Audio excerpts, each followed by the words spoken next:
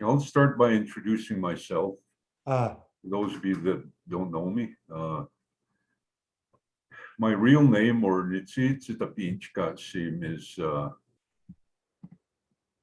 Aastakumi, and Aastakumi means shoots at close range. Now, sometimes I'm confused with others that have a similar name. They go by shot close, and initially that's how I said it till my father corrected that, and he said, no, it's Aastakumi. And he interpreted that name and said it shoots at close range. And then he explained that his uncle, who's actually his first cousin, George First Rider, that's whose name it was before. And so the old man, after my father told him some of my accomplishments at that time, George told him, well, so, which means what he did is the equivalent of going off to war or on a horse raid. And those are times where you get a very prominent name. So he told my father, I'm going to give him my name. He had several names, and this was one of them. And of course, once you change your name, you leave those behind. You don't keep going by the same name all the time. And so he had left that name behind, and then told my father, "I'm giving your son my name." Asked Takumi, shoots at close range, and then he told a story about it. And he said where the name came from was one of our ancestors. I don't know how far back it was, but he had a challenge with the enemy, so they charged each other, and the enemy was trying to shoot my namesake, and he was dodging back and forth, and then he got right up close to him and shot him and sent him flying.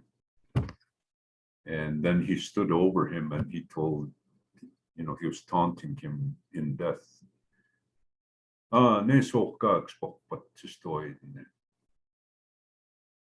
Translated, never was there a doubt I was going to send you flying. And then he proclaimed right then, I will be known by Aastakumi, shoots at close range. So when they returned home to their camp, he reenacted that battle as they did at the time. Everybody would see them coming. Scouts would, bring the message forward. So the camp is ready for their return. And they would stop not too far outside of camp, and all the people in camp would return to them and watch them, and they'd get off their horses and they would reenact the battle. And then he told the people too, like he said, when he was taunting him, and then he turned to the people and he said,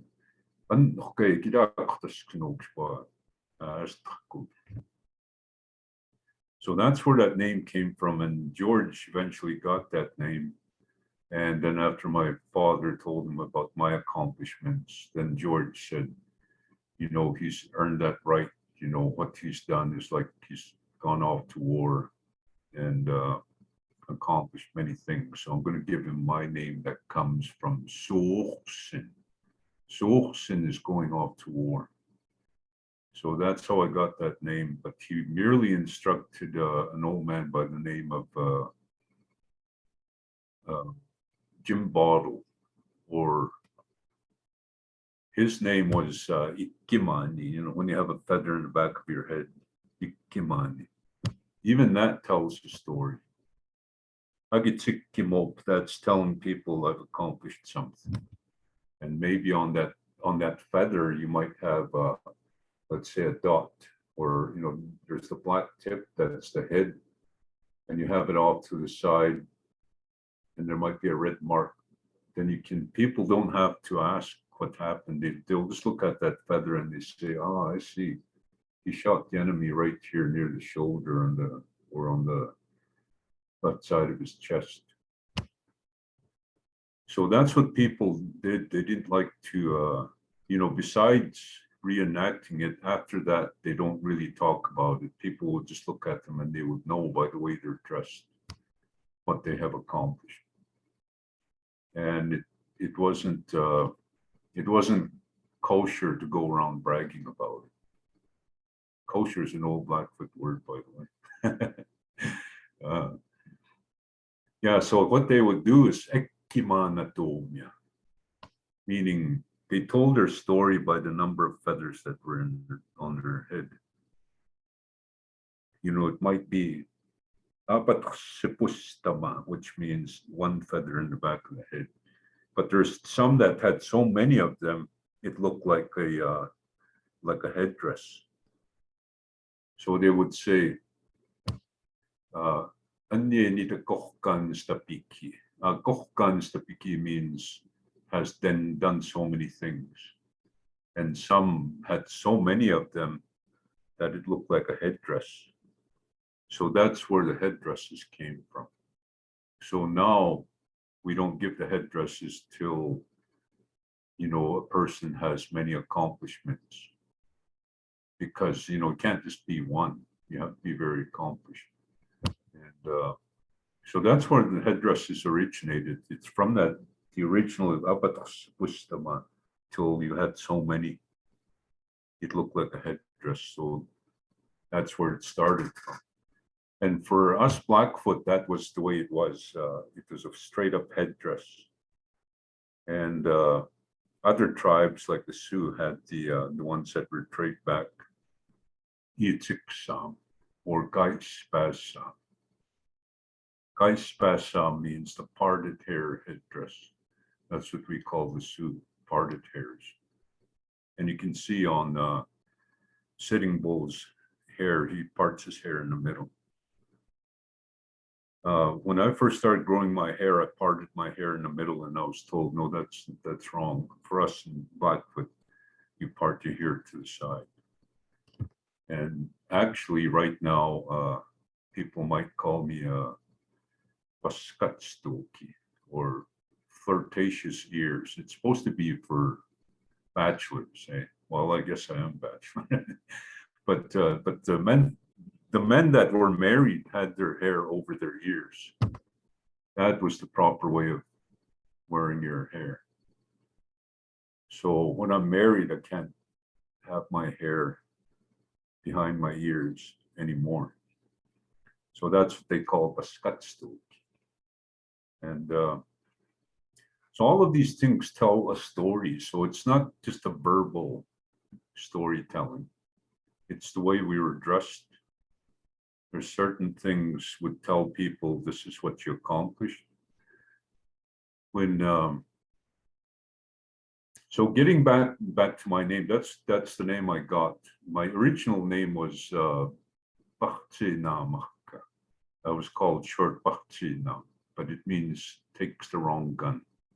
So our last name was mistranslated. It should have been takes the wrong gun. And that's what my father told me, and my uncle Steve, who was a war veteran, they both said it's supposed to be takes the wrong gun. But the name was being shortened, so when it was interpreted to Mistaken Chief, which was Bachtina. But if you don't listen properly, there's two different names there. Bachtina is Mistaken Chief, and Bachtinam with a nem ending, that's Bachtinamaka. That's what my grandfather's name was. And yeah, so that's the name I earned, and that's the name that's driven me to what I do today. I have to live up to that name, because you can be shamed by people telling you, Majika Kitsudoma Otsinchikachi, meaning they don't even afford their name. Look at what they're not even doing anything with their life. Maybe we should take their name back, and then we'll give them a different name, like Matsapsi or something like that, which is Matsapsi is crazy or kind of useless. But there is, on the opposite side, those stories can tell a lot about what we think about, accomplishing great things, being driven to do great things. My father's name, when he was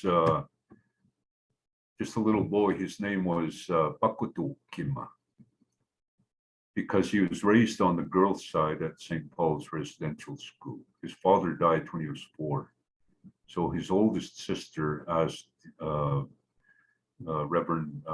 Deacon Middleton if she could take care of her siblings on the girls' side. Her 2 siblings were my father, who was 4, and the youngest was Lawrence. So the deacon agreed to that. So he was raising them while she was in residential school on the girls' side. Once my dad got old enough, then he moved to the boys' side.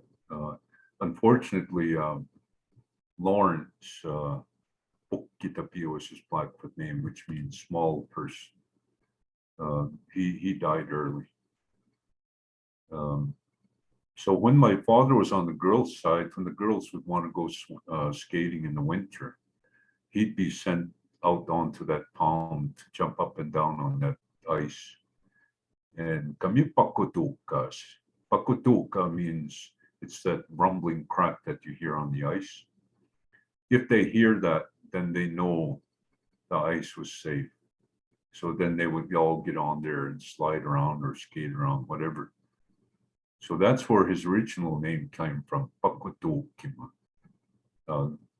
Cracks or rumbles the ice. So he was kind of like, well, if he drowns, it's not safe. But he was sent, that's where his first name was. And then he became Niitsitapi. Now, there's a couple of explanations for Niitsitapi. Niitsitapi is Maslow's name was Niitsitapi, southeastern man. And I asked several elders about my dad's name, and they were saying, well, they weren't sure, but it could be because he was being kind of shuffled around between families. And so Ayamo, Namo, which means, he's going away mad to different families because his stepfather and his mother weren't getting along at that time. And so that was his early history. And then later on, he became Gayan Napo. Some will say it's bear going east, but it really means bear going down river. And I don't know the source of that name, but it was a prominent name too. And then sometime later at a magpie's dance, one of our relatives took that name from him. And everybody was upset, not just family, but that man's family were also upset because they're telling him, that's Philip's name, that's my father's. And so why are you taking it? But, he didn't pay it no mind. He took it anyway. And my father came home and he was telling me, well, you got to my name. Somebody took it away from me. But that's okay. I guess that they need that name back more than I do. So he let it go. And then sometime later, when I got my name from George turned and told him, you're without a name and you're involved in ceremony, you're in Niitsitapi. So I'm going to give you my name. My name is Pao'oh Kumapi. Pao'oh Kumapi, it's I mentioned earlier some man that just sits around, does nothing. Pao'oh Pitapi. He's a Pao'oh type person, doesn't do anything, kind of lazy and that. So that was the name that George had and gave to my father. But more recently, I heard the story behind the name. This young warrior was kind of that type who wasn't doing much with his life, and so they called him Bakap Sukumat. So it's not a good name, and so eventually he thought, well, I'm kind of ashamed that this Niitsitapi, I'm known by this name by everybody now. I should go find. I should go do something so I can shed that name. So he went off to war, did great things, came back, and now he could change his name to a more prominent name. But when he got up and he spoke and he told him, everybody knew me by Bakap Sukumati. And that's the name that gave me the impetus to go out and fight and achieve great things. So I've changed my mind about changing my name. I'm going to keep it because that's what drove me to do great things. So there are others. I think I told you a couple of other names about, there's a man that breastfed till he was an older man, and so that's the name he got. And he did the same thing. He went out and accomplished great things, and he decided to keep that name for the same reason, because it drove him to do great things. So those names, even those names, tell you a bit about the importance of storytelling. Like, if you just take them at face value, they don't mean much. But once you start, explaining where they came from, then you get a feel for how important those names are. And like the two, Bakap Sukumapi, and then the one that breastfed for a long time, at face value, they're really kind of like worthless names because they were worthless to begin with. But if you don't tell the story, you don't get the full meaning, and you don't understand the impetus that drove them out there. And so anyway, my name is initially asked, Akchi Nam. I had that as a boy. It was already a prominent name. And then later I got my present name asked, shoots at close range. Now, there are others that have changed their names, quite often. Every time they accomplish something, they change it. But for me, this name got me this far, just like Bakap Sukumat. So that's why I'm keeping it, because it keeps driving me to do, greater and greater things. And there may come a day where I might change my name. I'm still not sure yet, but it could be the name we call Niitsitapi scope. Niitsitapi scope comes from Napi, old man. And Napi scope is an old man name, and they keep that till they're gone from this earth. So it's their final name that they'll leave this earth with, or this physical realm, because we'll still be blowing around the spirits. And so anyway, that's a long introduction to my name, but it explains a lot about the storytelling at the same time.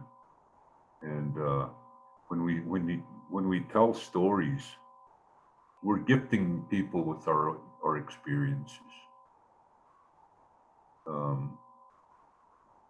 And within the language, our language it's very animate.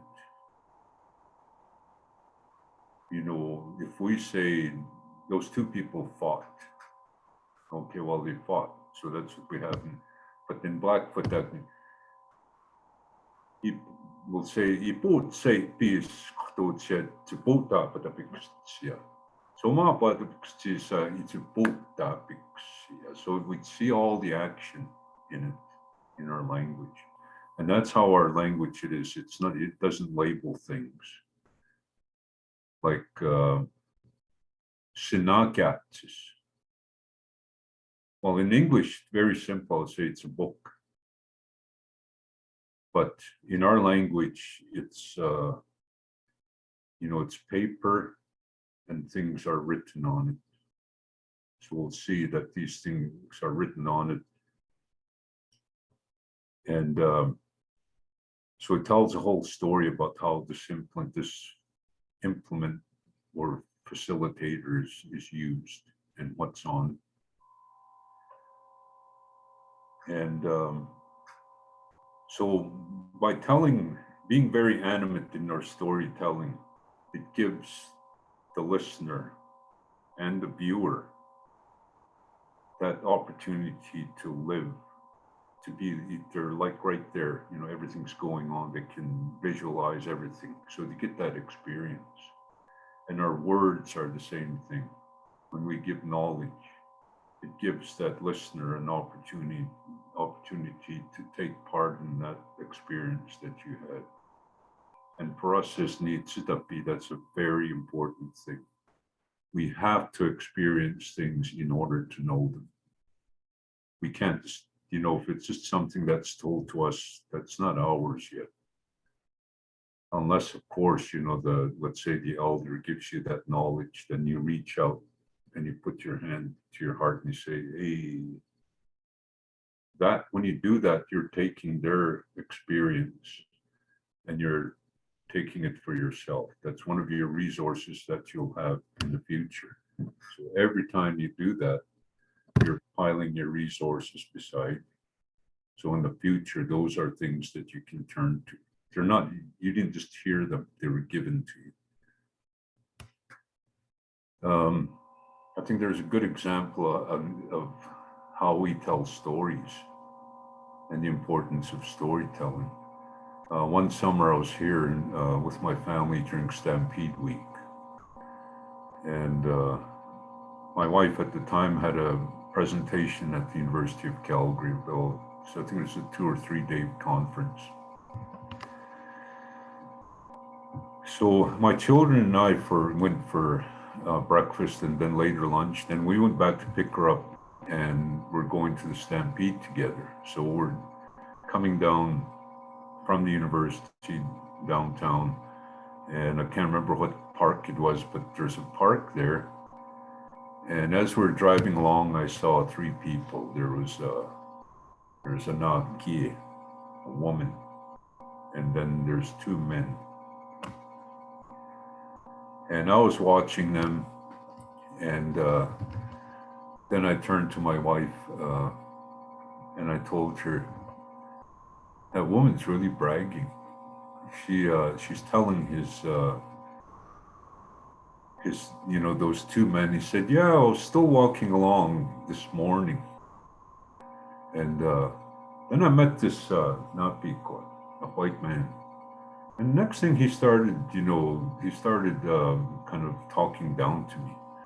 And of course I got upset and I jumped towards him and I got ready and I was going to fight him. And I started punching him and then knocked him down. And then I got up beside him and I started kicking him. And then and the other guys are just, laughing at him. And they said, they're like, oh, what a liar. And then she busted out laughing and she said, oh, too much, So anyway, this is what I was telling my wife, and she said, so how can you tell? Like, they're almost 2 blocks away. You can't hear anything. I told them, no, but I heard everything with their hands. I could understand everything that she told them at that distance, and we're still walking along and our windows are up. But that's what our storytelling is. Like, just by passing by, I could tell everything that happened that morning. And so I always remember that. And it's not the only thing I remember. So storytelling also, sometimes it kind of sounds fantastic, like, it's made up, like I don't know, I had a bit of a run-in with a professor at the University of Calgary where he was saying, well, your ways are based on myth and legend, kind of discounting everything. So, but that's a whole other story. But it does point out that, you know, we have a lot of storytelling in our ways. Our history is in our stories. Like the story of Napi, when we look at the area of Kananaskis and Okotoks, Okotok. Well, there's been a lot of discussion around Kananaskis, and you know, various people have their own theories why it's called Kananaskis. And then there's some very learned people are saying, oh, it's a Cree word for where the rivers meet. So they asked a few people that actually that actually speak Cree, and they said, no, that's not what it is. That word is not Cree. There's two prominent people, Willie Child, and I can't remember the other guy's name, but he was from Saskatoon, and he was a Cree language teacher, an old guy that was fluent. He said, no, that's not what it is. It's not a Cree word. And then Willie said, the area of Canmore, there is a Cree word for that, and that one means where the rivers meet. But if you go back, you know, reference to the stories that are told, in one of the stories of Napi and the rock. So at Okotoks, and Okotoks, of course, we all know it's mispronounced. It's supposed to be Okotok, not Okotoks. That often happens when our words are anglicized, they sound different. So how that rock ended up was it had chased Napi. It chased him from the mountains because Napi gave a robe to the rock because it was too warm. And then once it started getting windy and colder, he went back and it took it. And then the rock, Itokitaki, got mad and chased Napi and threatened to crush him. So that happened in the area of Kananaskis. One of the stories, an old man, he's passed away now, his name is Natotsin, Sun Chief or Sun Old Man. He told a story about how Napi, when this happened, he ran down the side of the mountain and the rock was right behind him, threatening to overtake him. And then they got down onto the flat and the rock was so close, it was, you know, looked like it was going to crush him. And then once they got up on the other slope, it slowed that rock down enough that he was able to escape it and down onto the flat. And then the rock got enough momentum to, you know, to resume the chase. And then along came these birds. We call them bistuiks. Roughly translated, it's the birds that pass wind. So they'd come down and they go each time. And then till they broke the rock and slowed it, now it stopped the rock. So that's how Napi got away with that. So the way it's described, it's like a trough in the mountains. And that's exactly how Kananaskis looks, all the way down to the pass. So when you listen to then what is Kananaskis? Well, again, it's an anglicized word. So, but if you look back into the stories of Napi, that particular story, well, he was wandering around with a friend of his. That friend was some say Apisi, but I think it was probably a wolf, because Apisi covers all canids. And the wolves gave us their skins to deceive buffalo with. And there's another whole story around that. So when the wolf gave Napi that that robe, which was his, he also gave him his name. That Kainai that was beside him all the time on the stele, his name was Kinakakatsis, little deception robe. So when he befriended Napi, he took that deception robe and gave it to Napi. And not many people know that Napi, that was one of his names too. Once he got that robe, he became Kinakakatsis, little deception robe. So, and that was likely the robe that he gave the rock. So, Kinakakatsis, you play with that a little bit, Kinakakatsis, Kinakakatsis, Kananaskis, Kinakakatsis, so when it's anglicized, it changes. So that likely explains how that area became Kananaskis from Kinakakatsis. Now, back around the 1700s, one of the explorers was talking to some Stony Indians that were in that area, and they asked him, "What do you call this place?" Different sites along the Rockies, and they said, "Well, this is our name for it." So they asked him, "Why do you call it that?" And then they said, "Well, we call it that because that's what the Blackfoot call it. We just changed it into our language." So there's several of those sites where that's what they actually said back in the 1700s. That's our name for it because that's what the Blackfoot called. So these stories, if we pay attention to them, can tell us a lot about our history. I also have this pet theory about who Napi was, and and I've shared it with some elders. Well, what if it was a glacier? Because the way Napi was described, he was bright, like the morning sunshine, white hair, and that's what we call Napi. And so if Napi was being chased by the rock, well, it could be the glacier. As it's going south or receding, then the rock is following him.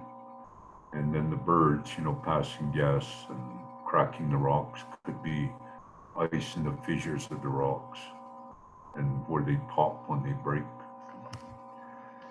So let's say, that theory was correct, then it would tell us that we're here during that ice age and we experienced all of that. So I know for the longest time we were being told that the Paleo-Indians disappeared way back then. But now, with more research, they're saying, well, actually, the present Niitsitapi, or the Indians today, are the descendants of it. So now those connections are being drawn. And right in the area of the blood reserve is about, pretty much the boundary of the glaciers. And then there's all kinds of animals, like there's even camels, mammoths, the great buffalo before the present ones. And then there's an area there as well where there is a rock. It's not legend, we might say, oh, that there's a legend about it, but it's an actual story. My uncle, Isitsima, or Fred Redcrow, actually saw that rock too. And there's two footprints. There's a man and a Kainai beside it. Their footprints are side by side. And nobody seems to know, but some people think that that rock was cut and moved somewhere. One of the rumors that it was at the University of Calgary, but you know how rumors go. But my uncle actually saw it, and then there's One of my friends also said that one of their relatives actually saw it too.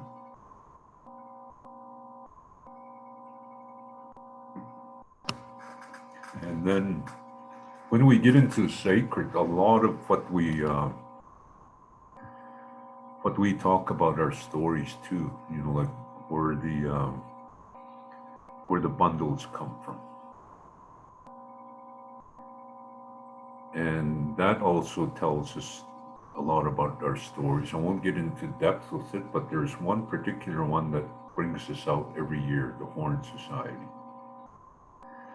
And when the person that wears that headdress in that bundle, when they go out, he has an arrow in the middle of his head on the headdress. Well, that goes back to a time too where we defeated the enemy, and that bundle showed its power.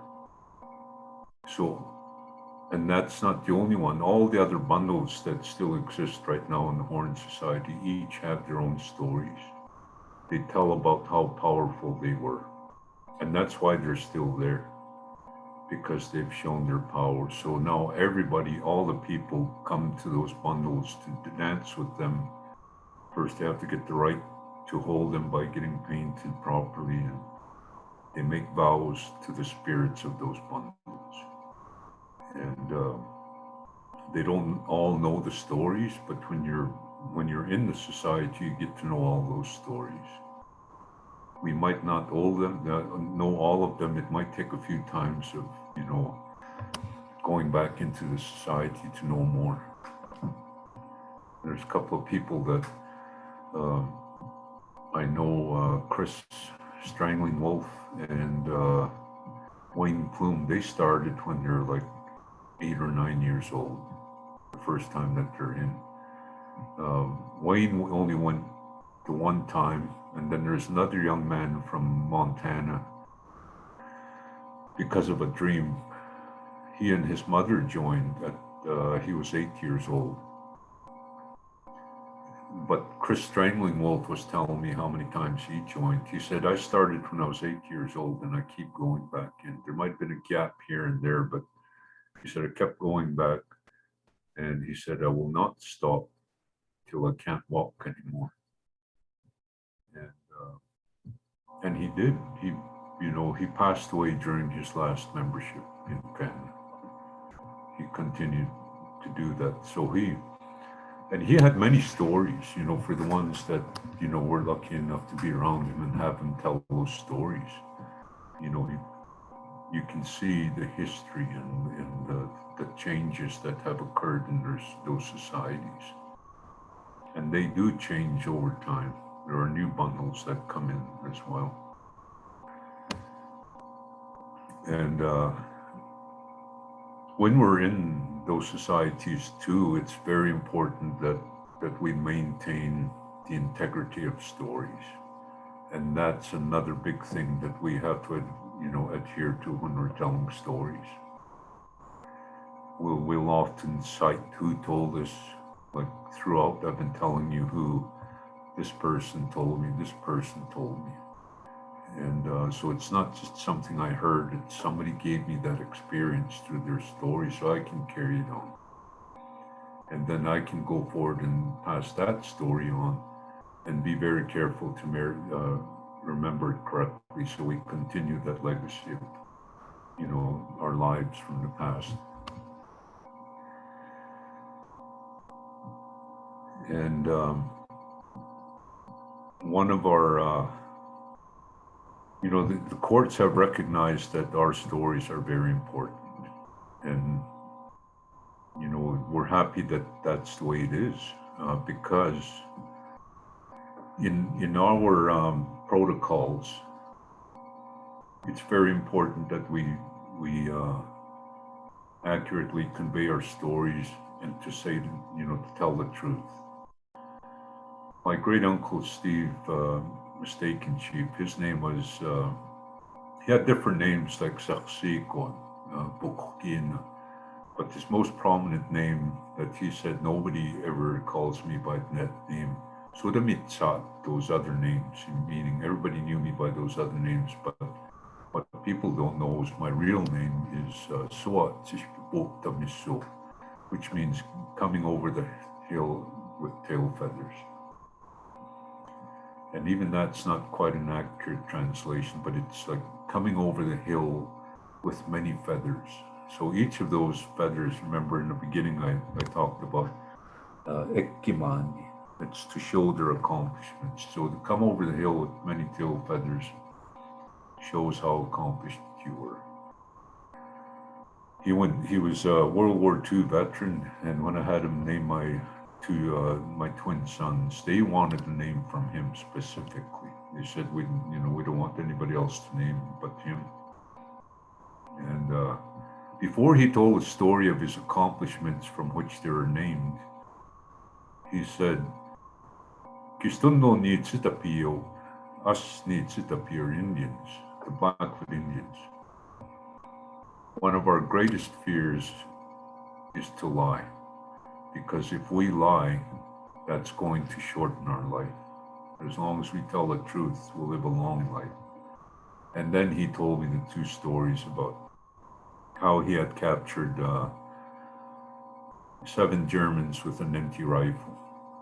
And then he turned them over to his commanding officers and he told them, I didn't have any bullets. So his commanding officer was upset with him and he told him, why didn't you tell me? We could have given you some. He said, yeah, but these guys understand English. They'd overtake me if I said anything. But, what they didn't know didn't hurt me. So in saying what he said that, if we lie, it'll shorten our lives. And he lived till his mid-80s. And this diabetes, why he passed away. But and then he named my other son Itapiukima, and then he recalled that he was with the Allied forces that hazed the Germans to the North Sea. So he named my other son Itapiukima, or hazed towards. And so he made a point of saying right off the bat, at the risk of dying early, these are my stories. So if I lie, I won't live long. Well, he lived a long time. So obviously he wasn't lying. So, and that's the way we have to tell our stories too. We have to be careful, to accurately convey them. And some of the elders early on, when I really started, focusing on knowing more about our language, our ways and such, one of the first things they said was,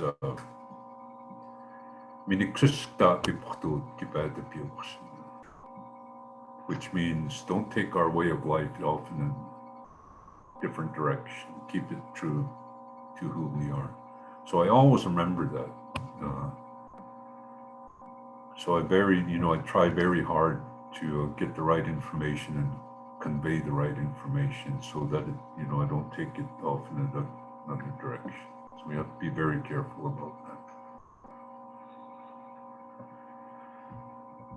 I'm sorry I went 1 minute over.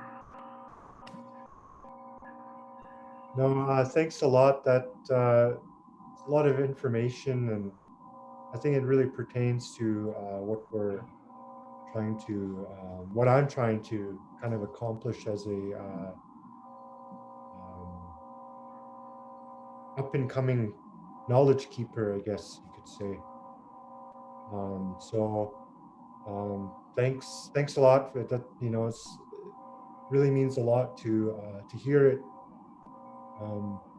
hear that kind of information, because it just kind of lets me know that, just kind of verifies what I'm doing and in my life. And a lot of what I'm trying to accomplish in school is trying to get like research and storytelling in our way, like in like our methodologies. So yeah, thank you. I guess we could just introduce the podcast. Welcome to the migration podcast series, Ba Bo Simach Bikan. presented by Migration Music Festival. Migration is a grassroots organization based in Mohkinstsis, the Blackfoot name for Calgary. Migration aims to bring the community together to build relationships with Indigenous people and artists to reaffirm the significance of responsibility, sustainability, and reciprocity in all of our relations, whether it be with land or people. This podcast is presented through the support of the University of Calgary Itapadope Intercultural Capacity Building Grant. Do you want to? Yeah, so the Office of Indigenous Engagement and Iqtapatope Indigenous Strategy guide UCalgary on its path of transformation and communicate its commitment and responsibility to truth and reconciliation. We're grateful for the support of the UCalgary Office of Indigenous Engagement and the opportunity they've provided Migration to connect with the University of Calgary campus and community and bring events such as this to the University of Calgary population. Additional support for today's podcast is provided by the Cyber Mentor Program at the University of Calgary. And we just like to take a minute to acknowledge that this podcast is being recorded on the Treaty 7 region of Southern Alberta. And we would like to acknowledge that this is the traditional territories of the people of the Treaty 7 region, which includes the Blackfoot Confederacy, comprising the Siksika, the Piikani, and the Kainai First Nations, as well as the Tsuut'ina First Nation and the Stoney Nakoda, including the Chiniki, Bearspaw, and Wesley First Nations. The city of Calgary is now also home to the Métis Nation of Alberta, Region 3. Today we were joined by my mentor, my brother, Duane Mistaken Chief, and we were covering some fundamental background in storytelling in the Niitsitapi way of life. And we were very pleased to be joined with Duane, and he shared quite a bit of information with us. So thank you very much, Duane. And thank you. Thank you so much.